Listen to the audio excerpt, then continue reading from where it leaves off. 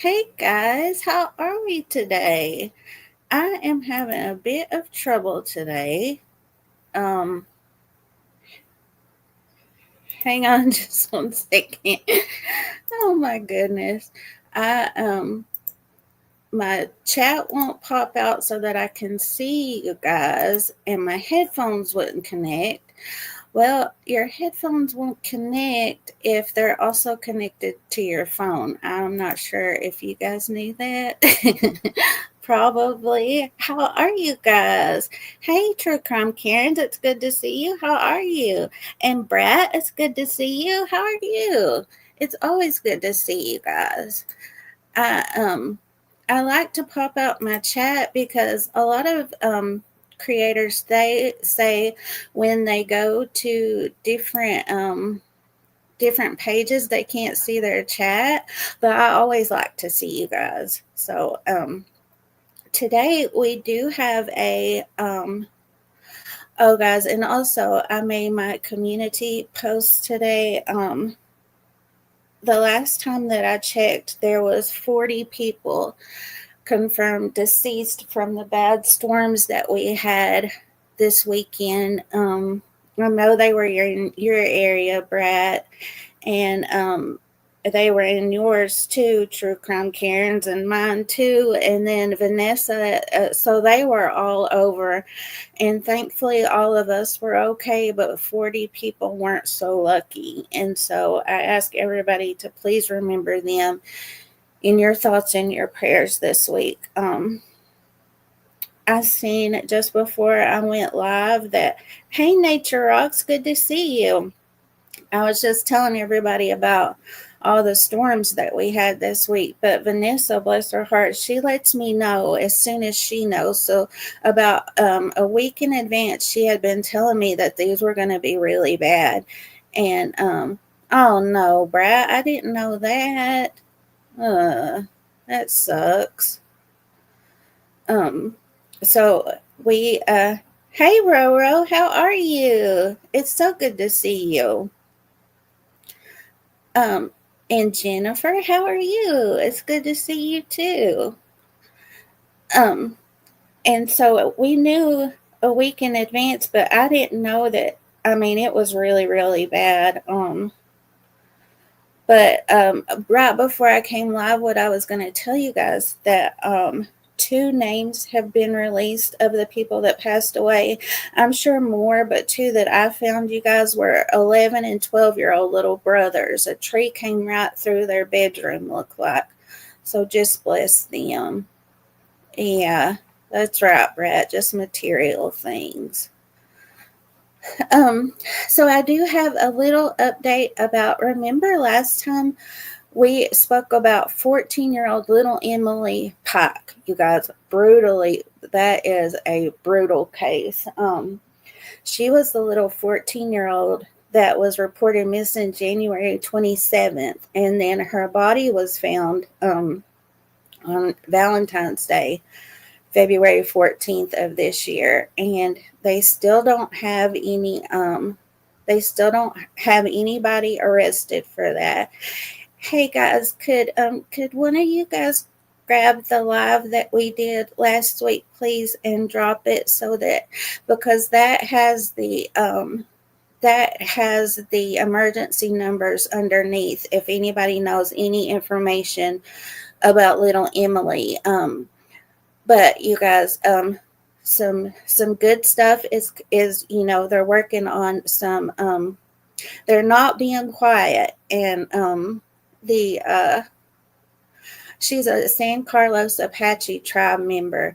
Thank you so much, Jan. Yep, there it is, guys. That has a lot. That has the numbers in it in my description, I believe, and also on the banner across the bottom. If you have any information, please reach out, you guys. And I'm still looking into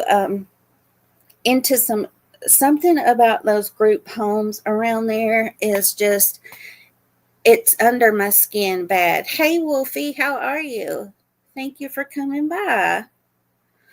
um I just don't feel right. And then remember, you guys, we also looked into the two that quote unquote accidentally drowned. Well, somebody in the area went by where they accidentally drowned, and I just don't think it was possible. I don't even know how they're even ruling it that, because it's a drainage type basin thing. And in Arizona, they don't get much rain anyways. But I looked back, and the month that they disappeared, there was only like 1.5 inches that came. So I really don't see how that could happen. So I'm still digging in, you guys. But I did want to show you the oh, and also we should really do a whole nother live with updates about Emily and keep her name out there and stuff, because the group home manager, she did answer questions. Hey Nicole, good to see you. Um she did answer questions in a I'm not for sure if I messaged you back, Nicole, but hey True Crime Karen, good to see you. And Tony, good to see you too. Um, the group manager, they did answer questions, but I was going to ask you, Nicole, if you saw, was it just the questions that they answered on in writing, or was there a video? Because I'd only see it. Well, I came into my phone so that I could drop Nicole's group. They post flyers every day, you guys, and about missing and murdered Indigenous women and children. If you guys see that acronym, that's what that means. Yeah, usually I turn it down. I was 2 minutes late, you guys, and it's made me a nervous wreck. Because I don't like to be, you guys know I'm never late at all. I was late 1 minute, and Jennifer messaged me one day. She's like, "Are you okay?" And so being 2 minutes late has made me nervous. I don't know how people do it, you guys. It's like I don't know. I can't do it. But so yeah, so make sure you check out their Facebook. And there is a $75,000 reward now, you guys, for any information. It's the San Carlos Apache tribe. Remember that too? She was a member of. And let me bring you guys over here, and I'll show you that video. Let me see here. And then my headphones wouldn't connect, and then my chat wouldn't pop out. Oh my goodness. I'm a mess, guys. Let me make sure I've got us through the commercials, and then I'll come back and get.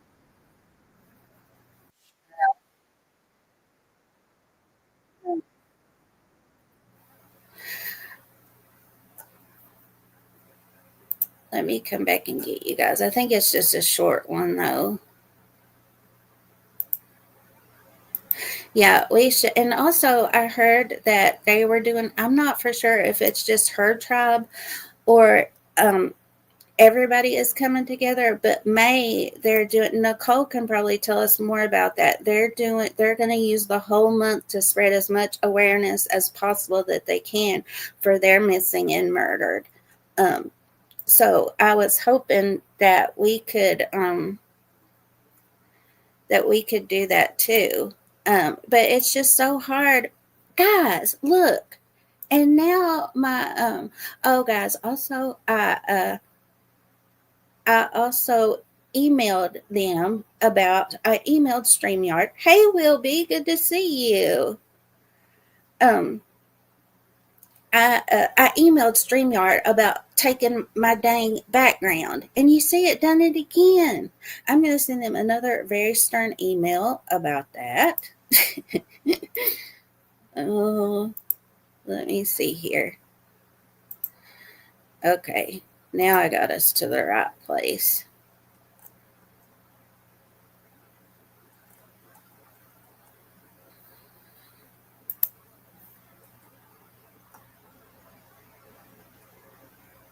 Here we go.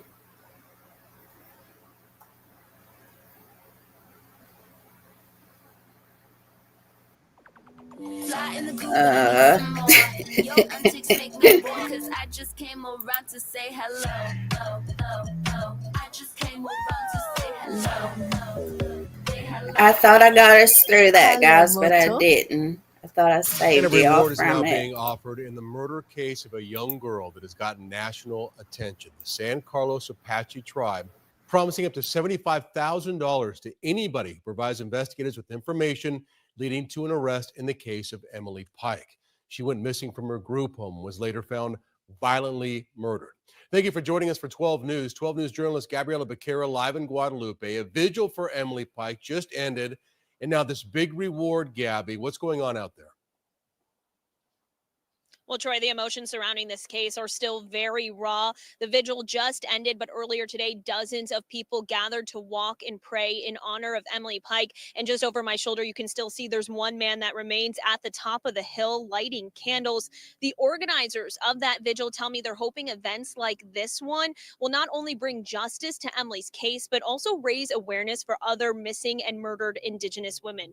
Now, 14-year-old Emily Pike first went missing in late January after leaving a group home in Mesa. Investigators have surveillance video of Pike walking in the area of Mesa Drive. And guys, I've heard more about the group home and about they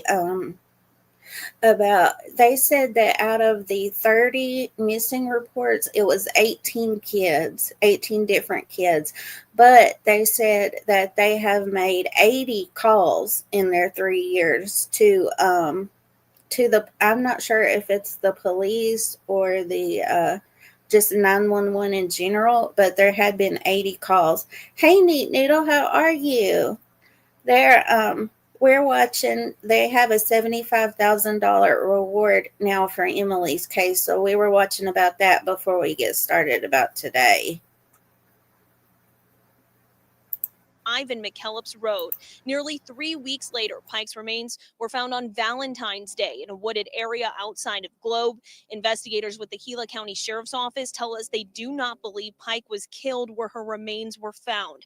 Pike's story has touched people not only here in Arizona, but across the country. So along with that new $75,000 reward, the chairman of the San Carlos Apache tribe announced it also commissioned an independent study to figure out how to prevent further cases like Emily's. That's very helpful, and it's encouraging to know that hopefully that people won't be afraid to speak out and what they know, and that's a lot of the times that people are afraid to speak out. As for today, you can see that we are not afraid to speak out against what's wrong. So hopefully that does bring, Emily to have justice and others as well.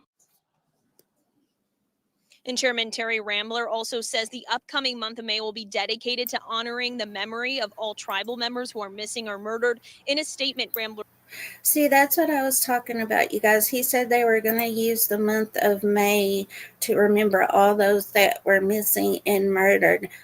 So I'm not for sure if it's just his tribe or if other tribes are getting involved, but I'm going to see how we can be involved too, you guys. The problem is that the other cases that I look into and try to bring awareness to, there's not much at all, not many news stories at all, and that's the problem. And it's disheartening, but we're going to keep trying. And with Nicole's group, they're doing really good. We got to keep trying, guys. That's all we can do. I know Heather Brett, the handprint, it always makes me tear up too. Bless them all.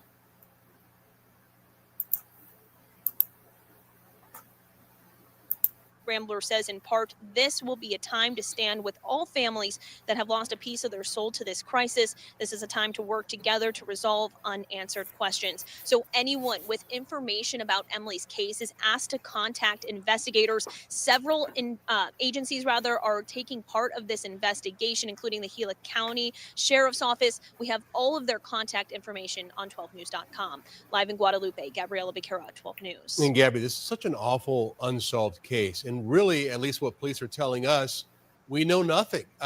Any sort of lead, any sort of development, anything like that? That's right. After where she was spotted, just outside of the group home, it's a complete mystery up until the point where her remains were found. All right, Gabriela Becerra live for us. And again, a $75,000 reward being offered in Emily Pike's murder case. Hopefully that can have some of an impact. Thank you, Gabby. we know that in a lot of cases that guys, I had my background back, but then it took me away. Oh my goodness. We'll work through it. Hopefully they'll answer my email today. But like I was saying, we know in a lot of cases that money does talk, and money will make people come forward. And I hope that's the case here. I pray that's the case here. It's just awful, you guys. I can't. And what scared me too is that he could possibly do this to somebody else. Remember that one, I think it was an ex-FBI agent, he said that this was probably not his first time and probably won't be his last unless he's caught. They said he could be a sexual sadist. And how messed up is that? Oh my goodness. So today, have you guys, thanks, Jen. Thank you so very much for dropping that, because that does have the emergency numbers and it tells everything that I knew up to that point. And really, there hasn't been a lot that came out since, but we do have a few things more that we could share about her. Okay, guys, today what I want to talk to you about is Sudiksha Konanki. Have you guys heard about her? Brett hadn't heard about her when I first started researching her. I think it was Friday when I first started looking into her case. She is a permanent U.S. resident, but an Indian citizen. She's from India, and let me go ahead and pull up everything that I've got about her so far. And I'll tell you guys, this was one of the most difficult cases that I've looked into, because she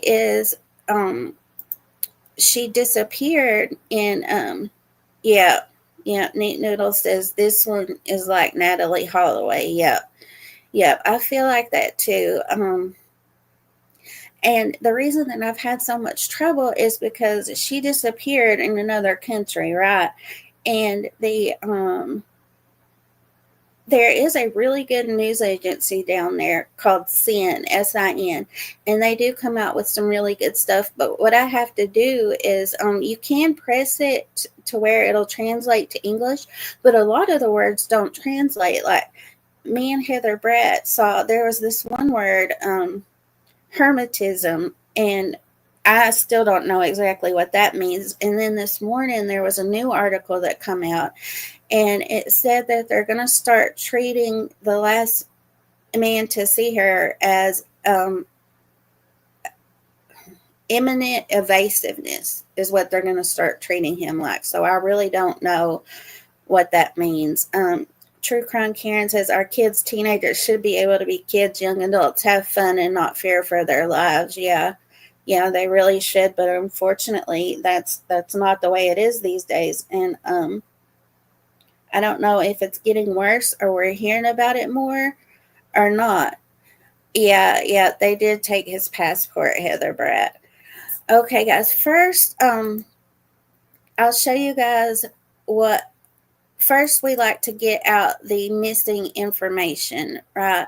And she is a beautiful young lady. Absolutely drop dead gorgeous. So it is Sudiksha. And she is 20 years old, 5'3", hair black, eyes brown. And she was last seen wearing a brown two-piece bikini, big round earrings, metal designer anklet on the right leg, yellow and steel bracelets on the right hand, multicolored beaded bracelet on the left hand. And then it gives the numbers. And so you can call these numbers or the numbers that I have on the bottom of my screen and in my description. So she is a student. She's from Loudoun County, Virginia, but she is a student of University of Pittsburgh. So that's two different agencies that's involved right there. and she was last seen in Punta Cana in the Dominican Republic. So that's a whole other country. So that's why I've been having trouble finding everything. Let me show you guys. I found this picture, and she has that brown swimming suit on here, and I don't know if that was the same one that she was last seen wearing, or if this was taken there, but it looks like it. And it looks like she even has the anklet on and the bracelets that they talk about there.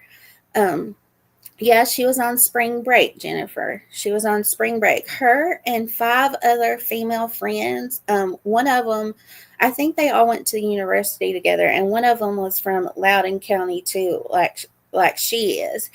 And they go down to Punta Cana on March the 3rd. And it is, let me show you guys where they were staying at. And one video that I watched, it said that this place wasn't a very good place, that and they did have a power outage during this time. But this hotel wants you to know that oh brother, we don't want to accept all this. Oh my goodness, guys. Oh my goodness. I was trying to take you guys to look at their hotel. Let's see here. It looks nice. But that's what gets you. It makes it look nice. Hey Mercedes girl, how are you? Thank you for coming by. But some of the people were saying that they had to drink bottled water while they were there, which, you kind of want to drink bottled water while you're in a different country anyways. But let me see here if I can get us here so we can take a look at it. Let me reject all these cookies and all this stuff. Oh my gosh, you guys, it says it's had 109 bookings in the past 24 hours. So this is what it looks like. And let me see here if we can see any more. So see, these are some of the pictures right on the beach. And then see, it looks nice. So yeah, I just wanted to give you guys a little idea what it looks like here. And I think that they said there was this one lady said that she didn't think there could have been over 500 people there, but I don't really know about that because it looks like a big place. And they did have they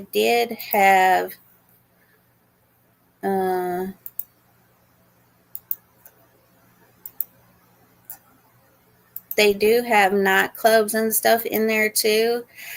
And Mercedes girl says, I didn't know about this case until Duchess showed me the missing flyer the other day. Then I've been checking in on it. Yeah, a lot of people hadn't heard about it. Yeah, Heather Rat, you can have all the cookies, all of them. So let me show you guys a few more pictures of Sudiksha. She is, so you guys can see what she looks like a little bit more. Absolutely beautiful. So like I was telling you guys, she is 20 years old, and actually the high school that she went to, I think it was called Thomas Jefferson High School. Let me check again. Thomas Jefferson High School for Science and Technology, where she earned a diploma in biological sciences. And that high school, you guys, was actually voted the #1 high school in America in the year she was there and the year before. So I'm sure it's like really hard to get into it, really selective and things like that. So she has to be really smart. And what she was studying while she is at the University of Pittsburgh, and she was a junior this year, and it says she was studying biological sciences and chemistry. And I believe those are pre-med classes. It said that on the website, it didn't say if she declared her major, but that's what it sounds like to me, pre-med classes. Yeah, I thought this picture was really cute of her. It reminds me of something that I would wear when I was in high school. Um, I know that so I'll go ahead and tell you guys about him. This is Joshua Stephen Reeby, and he is from Iowa, and he is a senior in, let me see the name of his university. It's St. Cloud. Yep, I was right. St. Cloud State in Minnesota, and he's studying land surveying and mapping sciences, and he'd been at that university since 2023, but he's not a student athlete. Hey, Alma, how are you? It's so good to see you. Alma, at the beginning, I showed a little video. They're putting up $75,000 for Emily Pike now, a reward for information leading to the arrest of those that hurt her. So that made me really happy and gave me hope that hopefully she'll get some justice soon. So I thought that was really good. I wanted to make sure that you saw that. Yeah, Nicole Mercedes, she's absolutely beautiful. So this is him, and he was down there with his friends on spring break too. I don't know how many. Well, I hope you have a good day, Elma. Thank you for coming by. Yeah, Heather Brat. I remember using those for Miss Elma too.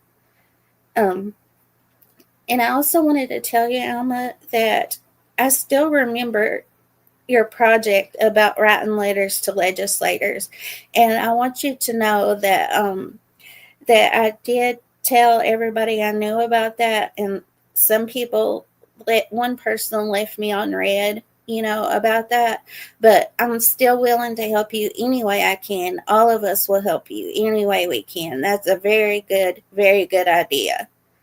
Hey, Music City Mom, good to see you. Yeah, so I don't know how many friends he was down there with, but he was also on spring break.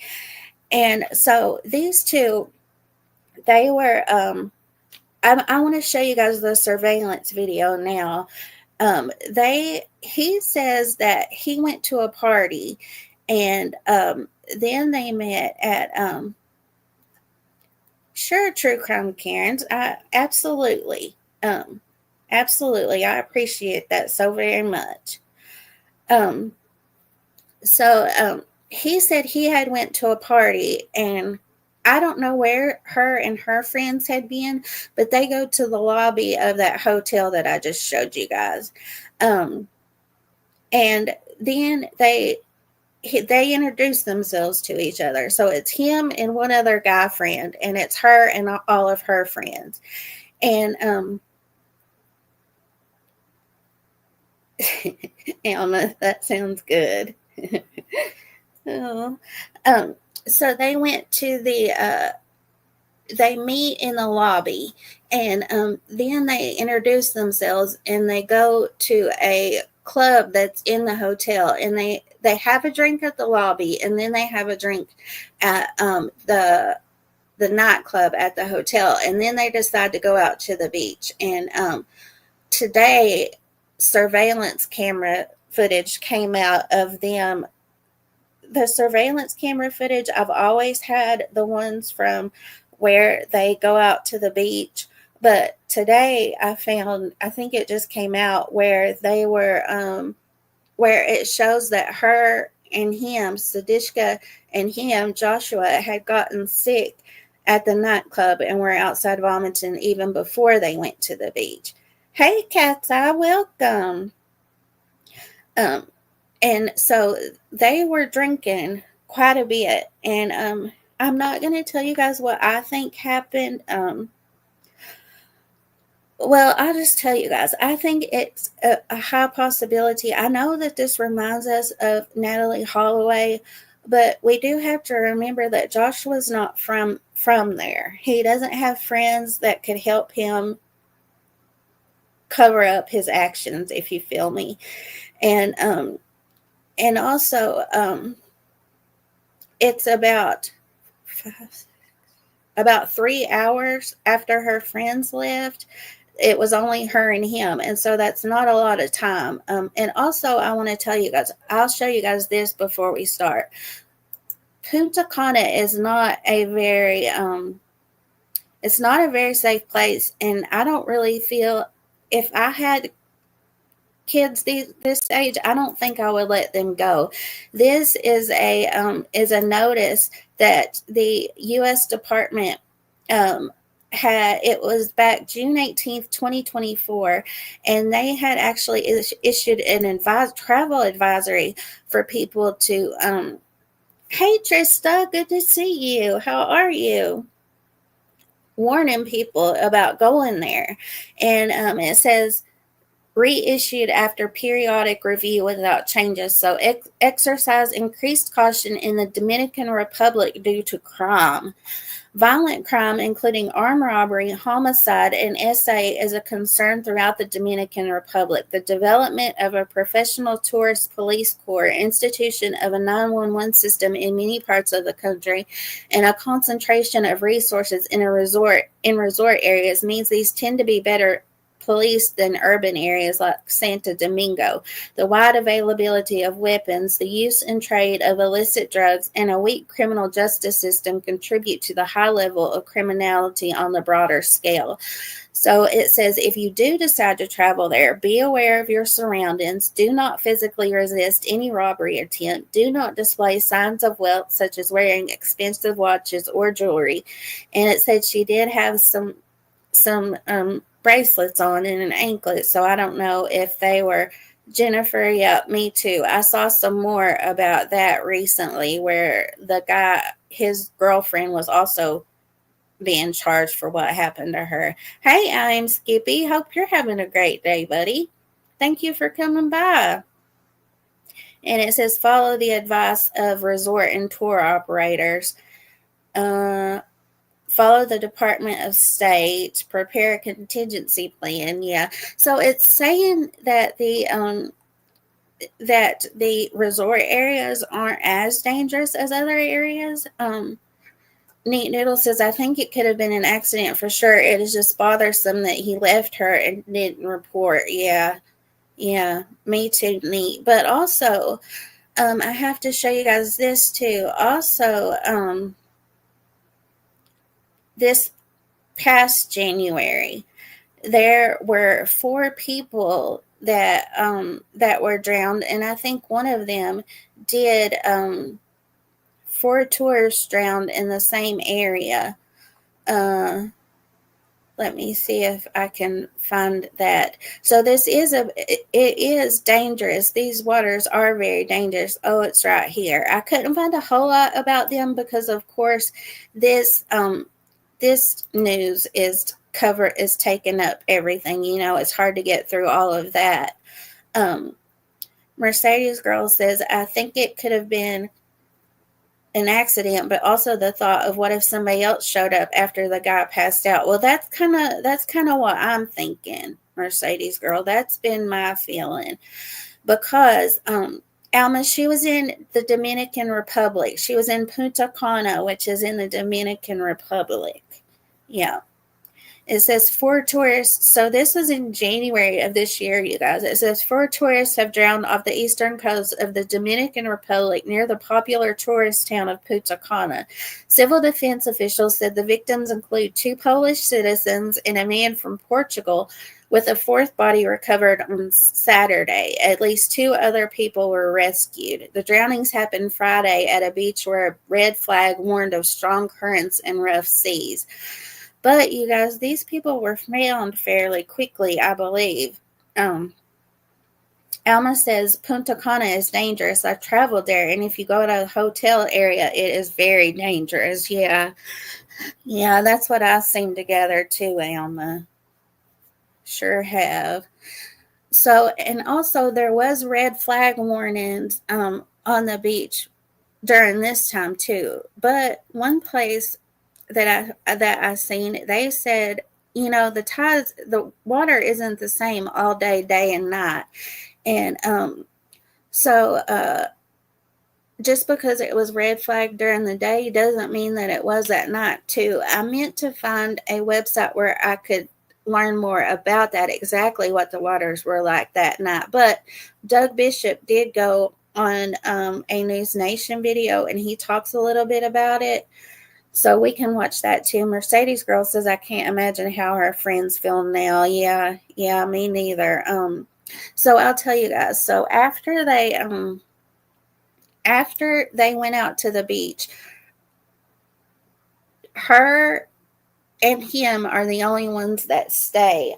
Also the times, you guys, different places were given different times, but what I could gather was that 5 women and his friend, the other fellow that was with Joshua, they left Sudiksha and Joshua alone, and it was either 4:55, I believe it was 5:55 when the women came back, and then early in the morning around 9 p.m.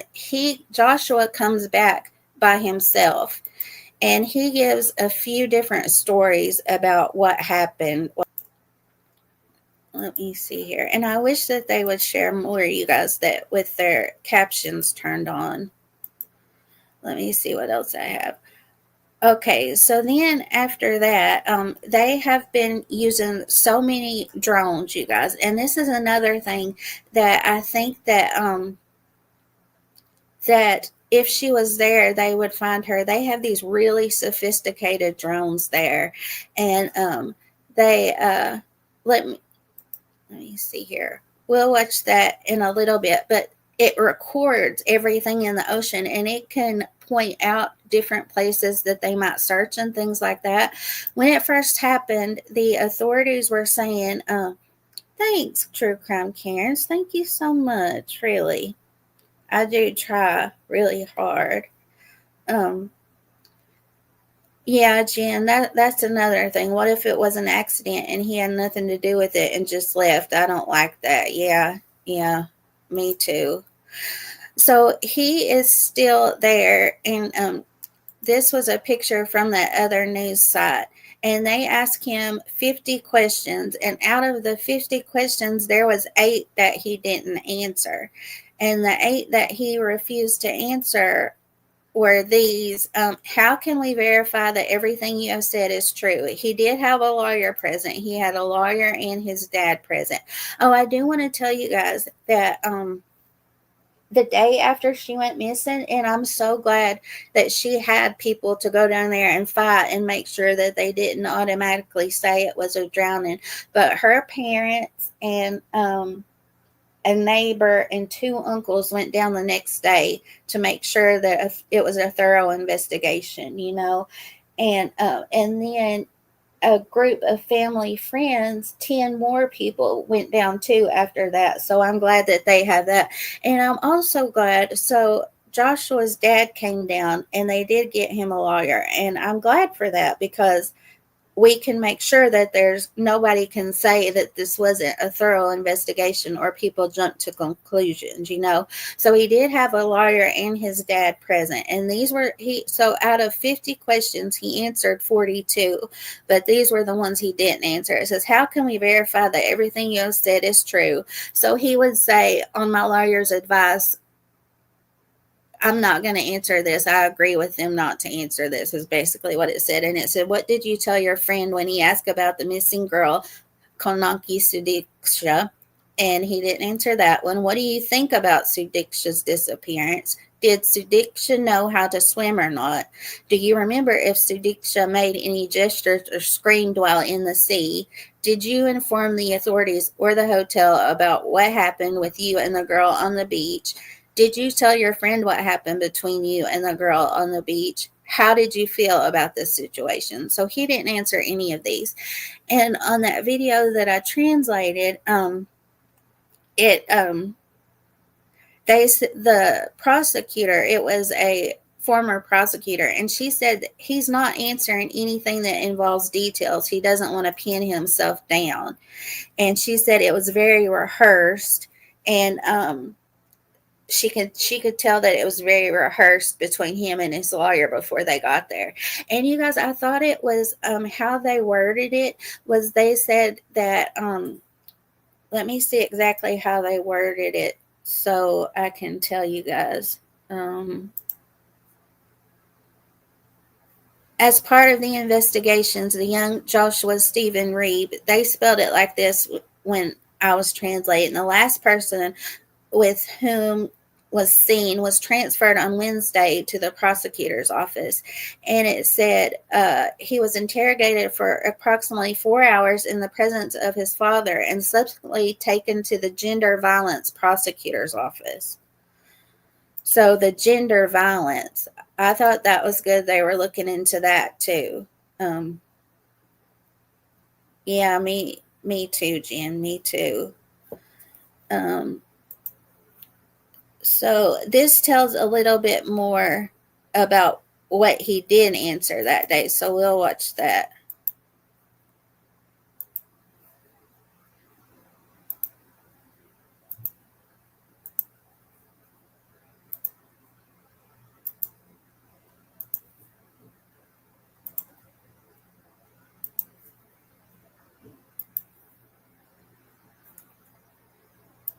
Police what he remembers about the minutes leading up to her disappearance. His name is Joshua Reeb. The young man said a big wave swept him and Sudiksha Konanki into the sea, but he helped her get back to the shore.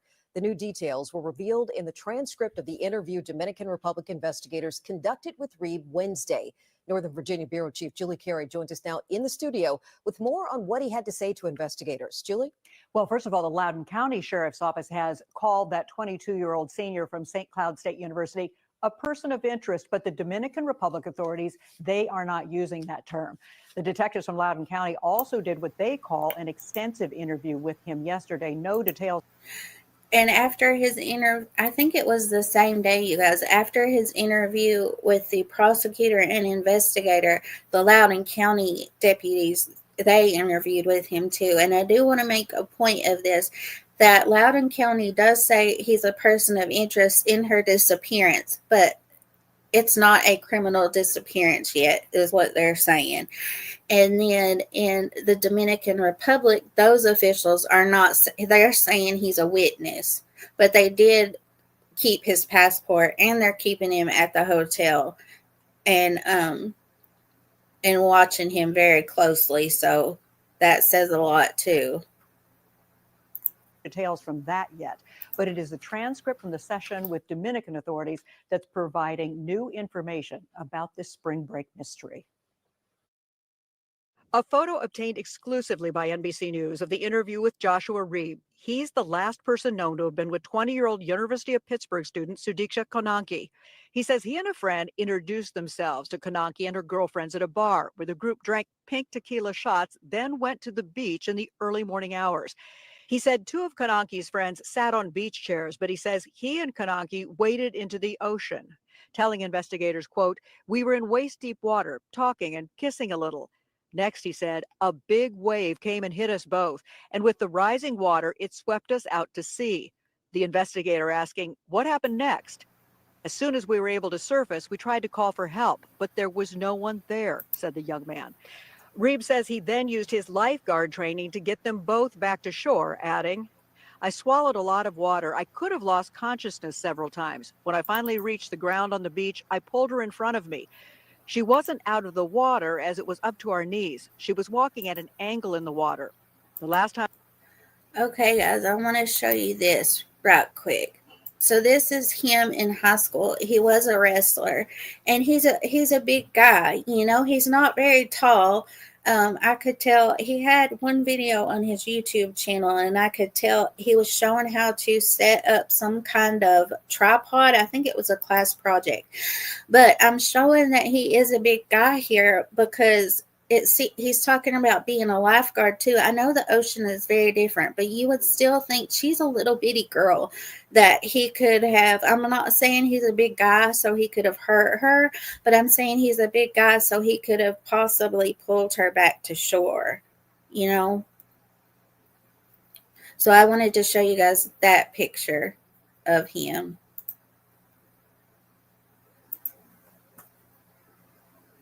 Last time I saw her, I asked if she was okay. I didn't hear her answer because I started vomiting all the seawater I'd swallowed. Reeb told investigators after becoming ill, he looked around, didn't see Konanki, and assumed she'd left the beach. He fell asleep there and didn't return to his room until 9:30 that morning. The investigator asking, "How did you find out the girl disappeared?" The witness replied, "My friend asked me if I knew where the girl was. I told him I thought she'd gone to her room, and he told me she never returned." On the advice of his attorney, Reeb declined to answer a number of questions, including what he thought about Konanki's disappearance. The extensive He's gave 3 different versions, and this was before he gave the versions where he wouldn't answer the 8 questions. He said that after he got them both back to the beach, she was in knee-deep water, and he got sick and started throwing up. And when he looked up, she was gone. So he thought she had gathered her things. But you guys, her things were found on the beach. That's another thing. A news station reported 3 times that their sources said that her clothes were not found on the beach. But today they have pictures of her clothes on the beach. So this has been really hard, you guys, translating everything and also getting the right story when there's different stories, because basically news channels and journalists are trying to do the same thing I am. So I'm trying to get the best information for you guys that I can, but it's been rough. So he said that after he saw her walking, she was walking diagonally to the shore, and so he got sick and was throwing up, and when he looked up, he didn't see her anymore. So he thought she gathered her things and left. And so when he made it to shore, he passed out on the beach and woke up when the mosquitoes were biting him and the sun came out. So that was one of his versions. And the other 2, we'll have to look at this one article and we'll see what the other 2 were.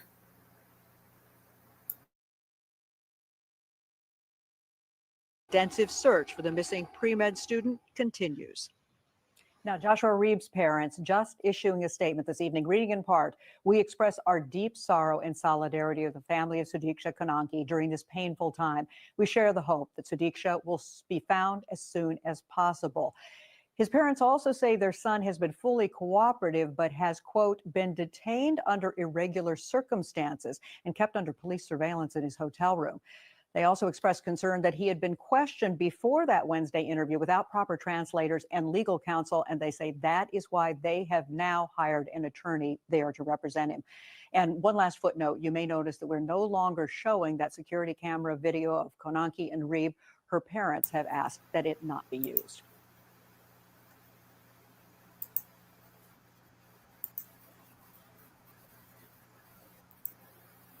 Guys, I didn't hear that. That story, I just added that this morning, I think, and I didn't hear the very end because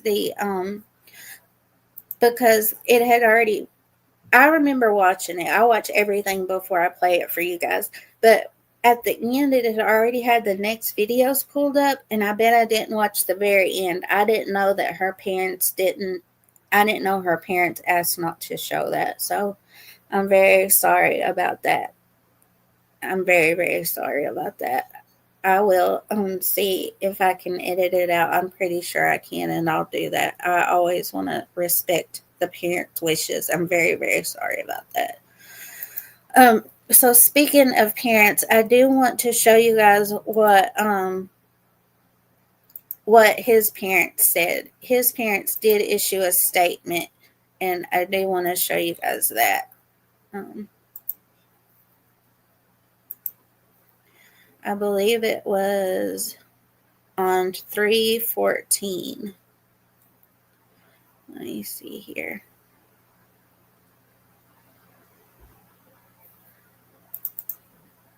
The following statement from Reeb's parents was released Friday. "We express our deep sorrow and solidarity with the family of Sudiksha Konanki during this painful time. Above all, we wish to contribute to the search efforts and understand the anguish and uncertainty they are going through, and we share the hope that Sudiksha will be found as soon as possible. Joshua Reeb is deeply dismayed by her disappearance and has fully cooperated in the search and clarification of the facts from the very beginning." Yeah, that's what I'm going to do, Jen. I'll edit it out. Joshua is a 22-year-old college senior at St. Cloud State University in Minnesota, where he's pursuing a degree in land survey. Let me see here.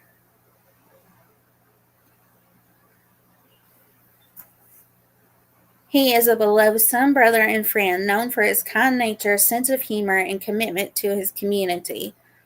Throughout his life, he has shown a strong dedication to those around him, participating in sports, student events, and volunteer activities. His faith and values have guided his path, and those who know him can attest to his integrity and good heart. Despite his full willingness to cooperate, Josh has been detained under irregular conditions and subjected to extensive questioning without the presence of official translators or legal counsel until Wednesday, March 12th. He has remained in his hotel room under police surveillance and has been repeatedly taken to the police station since March 6, where he has been interrogated for long hours. This situation has raised serious concern within his family, which has led us to retain legal counsel and initiate legal actions ensuring his safety and the protection of his rights throughout the process.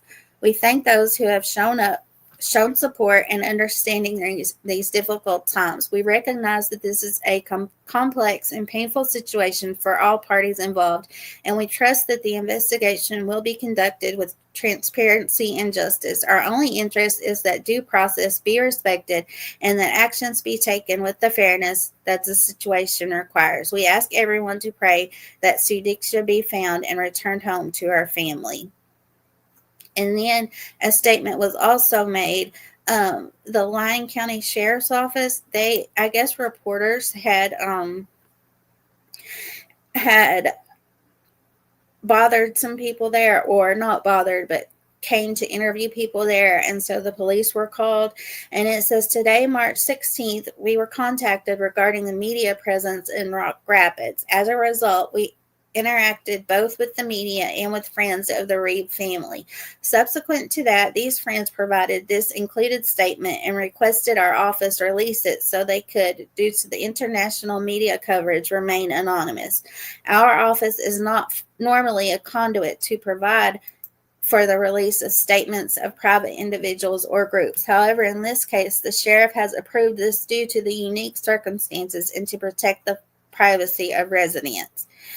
And so they released this statement on their Facebook page, and it says, the following statement was provided by multiple friends of the family of Joshua Reeb.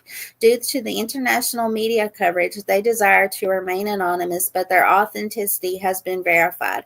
This statement is being released on their behalf and is theirs and not an official statement of the city, county, or other organization. And it says, the Rock Rapids community stands behind and supports Joshua Reeb and his family. The Reeb family moved to town in 2015 and has been active in various school and community events and organizations. They are well known and loved. Josh has an unwavering devotion to his faith and a genuine kindness towards others. He exemplifies the values of compassion, respect, and integrity that are fundamental to our church and our community. We ask that you respect the Reeb family's privacy during this difficult time of uncertainty. While Josh focuses his efforts to help find Sudiksha Konanki, his family at home is providing support to their loved ones in the Dominican Republic. Please help us respect those priorities. Friends of the Joshua Reeb family. So I did want to be fair, of course, and give their statements too. And then let me show you what I found, the most recent that I found today. It was when they found her clothes, and it's right here.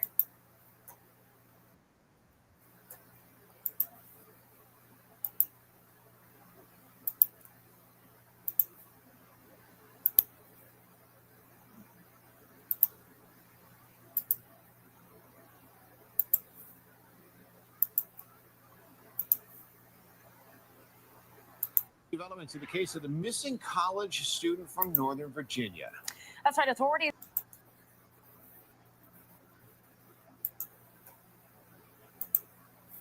Oh my gosh, guys.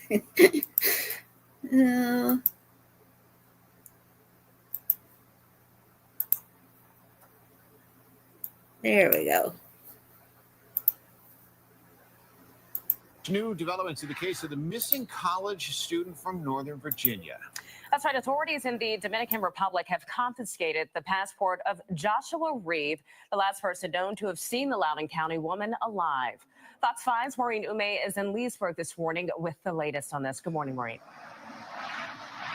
Good morning. Not just confiscating his passport, they're also telling us that they have found Sudiksha Konanki's clothing. They found a sarong and also some flip-flops by a beach chair. That is a new development in this investigation. I should tell you, though, that authorities have been pretty slow coming with the latest what's happening here. We know that Loudoun County... Guys, so if his story is true, and he said that he went back the next day to collect his belongings, didn't he see hers there? Why wouldn't he offer to take hers to her room? The guy that was his friend that was with him, he said that he did have one of the numbers to the girls, because that's how the girls the next day they went on an excursion, and when they got home about 4 p.m. and they noticed that she wasn't there still, one of the girls had Carter's number, the guy that was with Josh. So they called to see if she was there, and she wasn't. And so that's what got everything rolling about her being missing. But before that, Josh had went to collect his belongings, and no, I don't see anything, Vanessa. It's okay. I don't see anything. It's all good. We've all pocket modded a few times anyways. I don't see anything. I scroll back up. It's all good. So if he saw her belongings there, why didn't they call her friends before that and offer to take her stuff back to her, you know? That's the question that I had too. County authorities have gone to the DR to assist on the U.S. side of the investigation. It all comes as Joshua Reeve has given some investigators some words about what exactly happened that night when the 20-year-old disappeared on that Dominican Republic beach. According to his lawyers, he has been kept in a hotel room under police escort. He is not being allowed to leave. They're not saying he's being detained, but certainly his passport has been confiscated. Now, this is what he says happened. He says on March 6th that he was with Konanki and a group of friends. They had gone to drinking, and then they went to the beach. He says that was last time he saw her. This was at the Rio Hotel and Resort in Punta Cana, where she had traveled for spring break with 5 friends. She was reportedly on that beach with Reeve, but according to police transcript surveillance, they saw surveillance footage capturing Reeve and Konanki walking to the beach with their friends. Then later that morning, the group returned to the hotel, leaving the pair behind. Reeve tells investigators they got into the water, kissed, and then they were hit by a strong wave. He says that he swallowed a lot of seawater, and while trying to keep Konanki afloat and was able to bring her closer to shore. Afterward, he said he vomited from ingesting that salt water and then lost track of her, then passed out on the beach and woke up hours later, only to learn that she had been missing as her friends had reported her. Authorities subsequently found items, like I said, that sarong and also some flip-flops. U.S. authorities are treating this case as a missing persons investigation right now. So they did. Her family was very adamant that they issue a yellow alert, and that's when Interpol issues the alert. So everywhere in the world will know that she's missing. And they said that that's in they feel disappearances or abductions and things like that. So I'm glad that her family advocated for that, and they did do that just a few days ago. So that's really good. And that's what she was talking about, a yellow alert. Konanki has not been named a suspect, just a person of interest. We talked to a University of Maryland professor of criminology to weigh in on this case. This is what she had to say. Could have this young man rescued her and then somebody else snatched her?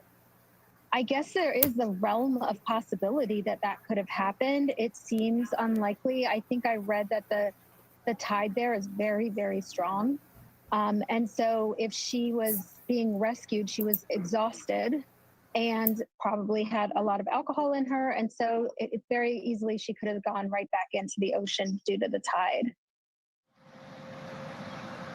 Right now, no charges have been filed in this case. We understand that Konanki's family, they are here from Loudoun County, that they had gone to Dominican Republic to look into the investigation. We're not sure if they're still there, but again, authorities from here have gone there to assist with the case. As for Reeves' family, they released a very long statement on Friday saying that they were sorrowful about what happened and wanted to support the Konanki family. They also talked about Reeb and that he was a good person and committed to the community. Again, right now, he is not a suspect, just a person of interest, according to Loudoun County authorities. We will continue to follow this case. The sheriff's office not open yet, but And that was the two statements that I read to you guys. So let me see if I have anything else for you guys. Yeah, it wasn't until 4 p.m. Mercedes girl. They had some kind of an excursion that morning. And so the last time they seen her is when the four of the girls, two girls didn't go. So the four girls came back from the beach that morning around 5:55 a.m. That's the last time they seen her. So when they get back from their excursion and she's not back, and they call to make sure that she's not with Josh or Carter, then they call her family back in the States and they all report her missing. Yeah. Yeah, a very long time, Mercedes girl. Yeah, very long time. Let me see if there's anything else here.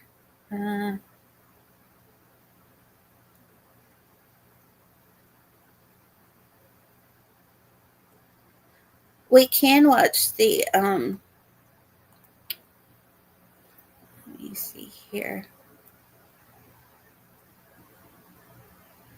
I think that that's about all that I have for you guys as of right now. Let me see if I can find the one that tells history. Oh, here it is. Yeah. So this was, and this is a good resource because they were the New Indian Express. I got a lot of my information for my my Mom to Coffee Live. I got a lot of information from this, and it did turn out to be right. So I think they are a good news source. And it says, so this was on the 11th, and it says there's no breakthrough yet on the case relating to the missing University of Pittsburgh student Sudiksha Konanki. The Indian citizen and U.S. permanent resident has gone missing from a beach in the Dominican Republic 4 days ago. The case has got murkier with conflicting accounts from her friends and mounting concerns from her family. So this might be conflicting accounts from her friends. I'm not sure about that. I'm going to try to translate that that Spanish news source to see what else I can find, but they may have gotten that from there. But it says the 20-year-old pre-med student, originally from South Riding, Virginia, was last seen on March 6th at the Rue Republican Resort in Punta Cana, where she had been holidaying with a group of 5 friends. She was vacationing with her peers when she went missing under suspicious circumstances early in the morning. Sudiksha's family is now urging authorities to consider the possibility of foul play, including the fear that she may have been kidnapped. Oh, there's one more thing I want to tell you guys. It said, so right after it, the article I read that said that along with 2 uncles and a family friend that they went there Friday to Punta Cana, it says the family has filed a formal complaint against Joshua, who is under police surveillance while the investigation process continues. Wonder what kind of complaint they could have filed against him directly. That's another thing, you guys. The legal process is so different in other countries, and it's so interesting, but it's so hard to understand too sometimes. But it says Joshua Reeby, a 24-year-old student from Iowa, was the last person known to have seen Sudiksha. He admitted to passing out drunk on the beach, only to claim when he awoke she was gone. However, his statements to investigators have been inconsistent, casting doubt on the reliability of his account. In one version, Reeby stated that after vomiting from rough waves, he checked on Miss Konanki and asked if she was okay. And another, he claimed to have last seen her in knee-deep water before blacking out. A third version suggested he saw her walking along the shore before he fell asleep. Despite these varying stories, Dominican police have not named him as a suspect, though they have confirmed that he is cooperating with the investigation. And basically everything else just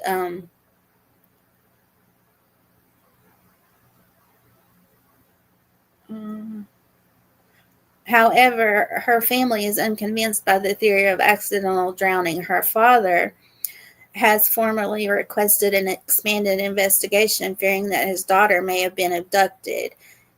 It's been 4 days, and if she was in the water, she likely would have been washed ashore by now. She's not been found, so we are asking the authorities to explore other possibilities, such as kidnapping or abduction. It says that her phone and wallet, that's another question, you guys. But when we go to the beach and stuff, we're likely not to take our phone. But it says her phone and her wallet were left behind with her friends, something that is highly unusual, as she was always known to carry her phone. So I thought that was interesting too, those few things that I found. I do want to tell you guys, let's show her photos one more time. And she was last seen the early morning of March the 6th at the Rio Republica Resort in Punta Cana, Dominican Republic. And let's show what she was wearing again. I believe that it is this swimsuit right here. I believe that it was this one. And it said she was a brown two-piece bikini, big round earrings, metal designer anklet on the right leg, yellow and steel bracelets on the right hand, multicolored beaded bracelet on the left hand. And the emergency numbers to call if you have any information are scrolling across the bottom of my screen and in the description. Yeah. Hey, Titanium Bill, how are you? Have you been covering this case too? I can't decide. I think it's very likely that there could have been an accident, or that we read at the beginning that there was an alert about how dangerous this area was from the U.S., so I'm not really sure yet. Hey, Debbie, how are you? It's good to see you. Are you getting home from work? Okay, guys, so now you know that I don't like to leave you guys on a bad note. So this good story, I actually found on, Alex posted about it on her community tab. So it was about, remember also, it was Indiana too. In one of our good stories, a guy was found in a truck. He had been missing for a few days. Remember, guys? So Alex posted about this one today, so I want to share it with you guys. A missing woman was found.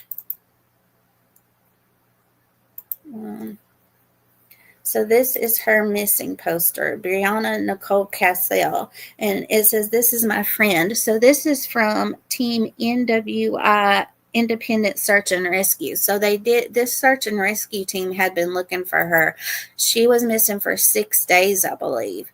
Yeah, thank you for sharing, Jen. Thank you.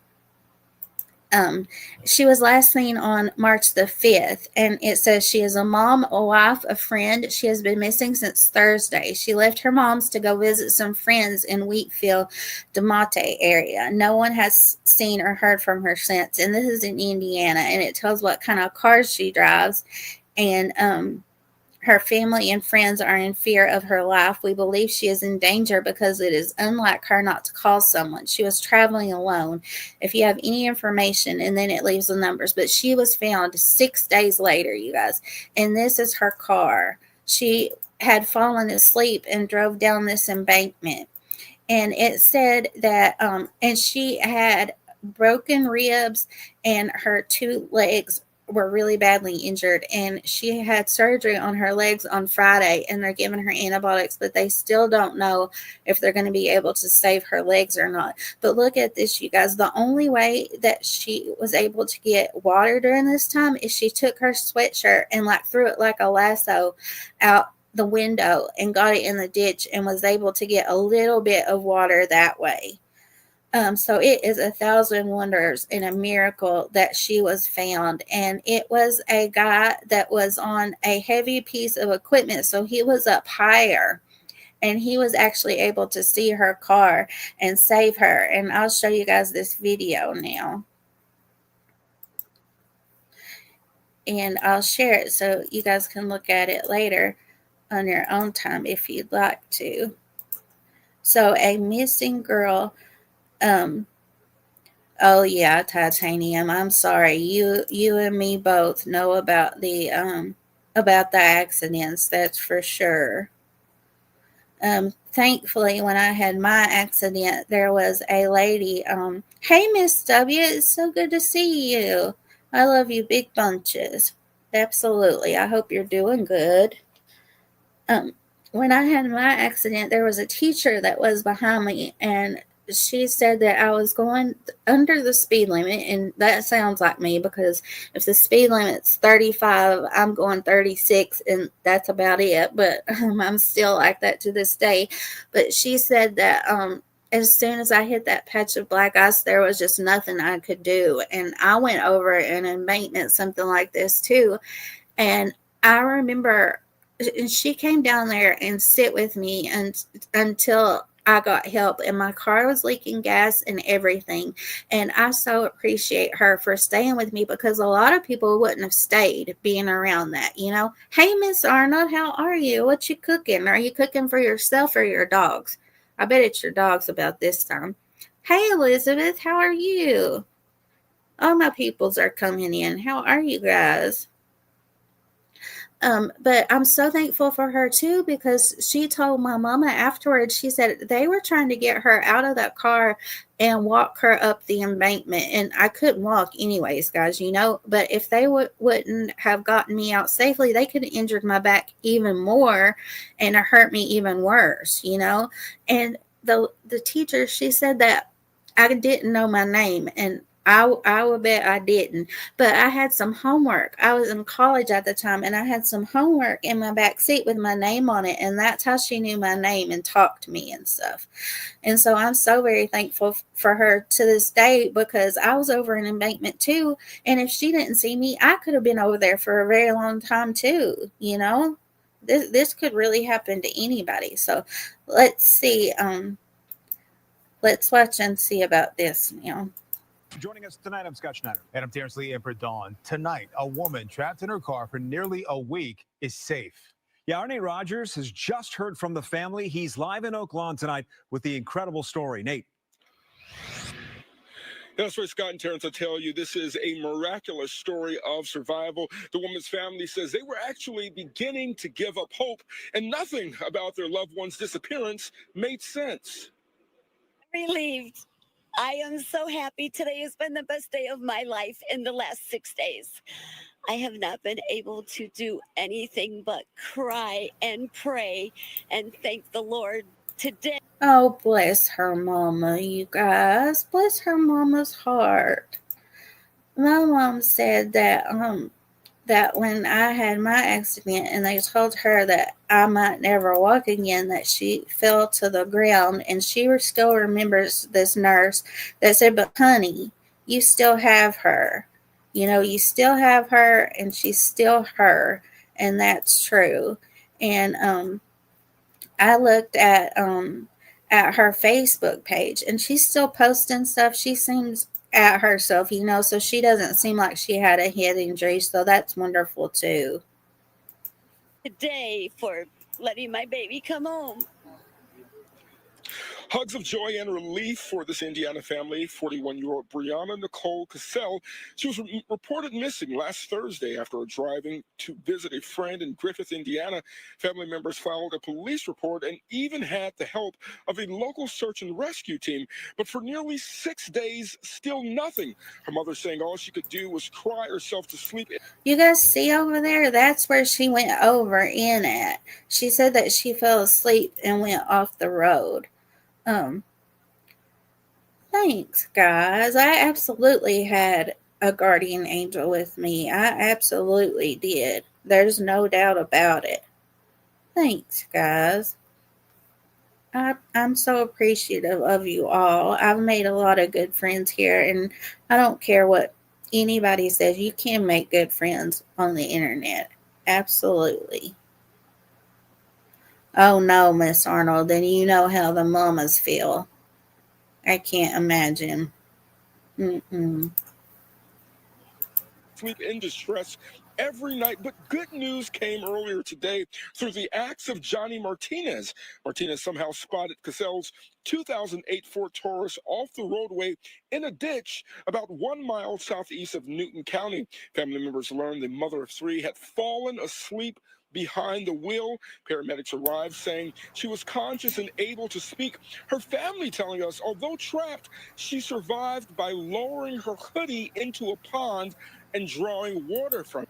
And guys, what if she didn't end up near the water that she did? She would have been dehydrated within those 6 days, there's no doubt. Elizabeth Lander says, I drove 35 miles to work. I met a lady on a Friday because I stopped because there was a wounded animal across from her home. 2 days later, I totaled my car in her yard and she saved me. Oh my goodness. Oh my goodness. Is that fate or serendipity, or it was God in my eyes? Bless her heart. Are you doing all right now, Elizabeth? Of course you would have stopped to save a wounded animal. Of course you would have. I think all of us would have, really. All of us here would have.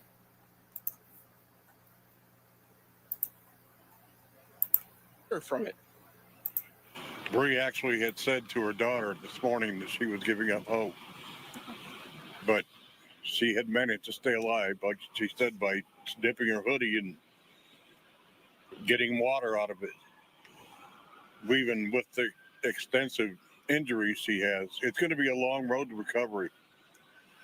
But yes, thank you everyone for spreading the word and volunteering and praying, and thank you all, and thank you, Jesus. I mean, we're just thrilled. Thank you. And also interesting, we do know that she was in the car alone. She knew that her cell phone had fallen behind the seat, but told family members she was unable to reach it. Now, of course, yeah, that was another thing, you guys. Her cell phone had fallen behind her seat, and it didn't have any battery, so that's why she couldn't use Siri or anything to get help. Oh no, Elizabeth. Oh no. Vanessa, one of hers passed away a few days ago too, and I hate that a lot of us knows what that feels like, but I'm glad that we can empathize with each other too. I'm so very sorry. of course, there is indeed a long road to recovery. Family members saying she suffered compounded fractures and severe injuries to her legs. She'll be treated here at Christ Hospital over the next several days. That is the latest from Oakland. Nate Rogers, Fox 32. So she had a missing flyer, had a search and rescue group looking for her, and and everything, and she was found. And I was just thinking, wonder why they didn't trace her cell phone, but the battery was dead. But I've heard that they could even trace them when the battery's dead. I don't know. Oh yeah, Debbie, I remember you telling me about your friend. Yeah. I'm sorry, guys. I really, really am. Thank all of you for coming today to listen to me and listen to Sudiksha's story. And remember Emily Pike at the beginning. If you have any information about her, you can contact the Gila County Sheriff's Office. Those numbers are in my live that I did right before this. Please help me pray that she gets justice and he doesn't hurt anybody else. Whoever this is, the perpetrator or perpetrators are caught so that he doesn't hurt anyone else. And as soon as I promise, guys, that I didn't know that her family, Sudiksha's family, didn't want that video played anymore. And I think that this has to upload before that I can edit it. So, and it takes like 12 hours to upload, but I will edit that part out. Me too, Mercedes girl. Everybody, thank you all so much for coming in. I hope that you'll come back. We have a really good group here, and although we're small, our hearts are huge. And if you guys have any more cases that we can bring awareness to, please don't hesitate to email me. And yes, I'm so glad that, and that's Vanessa's channel, guys. I think most of you are subscribed here, but if you're not, please do, because she leaves she has such an eye for photography and animals and nature, and she's always teaching us something new. And it's getting to be that time of year for the baby praying mantises. And I hope that she finds she taught me about them last year, and they're so cute, you guys. I hope she can find, is it their egg cases you have to find, Vanessa? And then when you can see them hatch again, they only hatch once a year is what I've learned, and they're so cute, you guys. I always talk about them. I don't know, Titanium, I don't know. It was just one news source that said that at the very end that we just watched, so I don't know. I'm feeling, I don't know. I'm gonna see what I can do about it, though. Yeah. True Crime Karen says this is a great group. It really, really is. Oh, you do know where one is you're keeping your eye on? I can't wait to see them again this year. They're so cute, you guys. You wouldn't think that baby praying mantises or mantis-size, or I don't know the plural, but you wouldn't think that they would be cute, but they really, really are. And thank you, Mercedes girl. That's Nature Rocks. That's Vanessa. Yeah, she's a good one. All you guys, all my mods are my BFF friends, and I appreciate you all so very much for coming and helping me. I so appreciate it. I'll let you guys go now, but don't forget to take your vitamins. Consult your doctor. Don't sue me, of course, but take your vitamins because they really, really help, especially vitamin D. But it's starting to be that time of year where we can start getting real vitamin D now, and so we won't have to take as much as that one. But and say your prayers too, guys. Take your vitamins and say your prayers. And I love you all, and I'll see you next time. Bye-bye.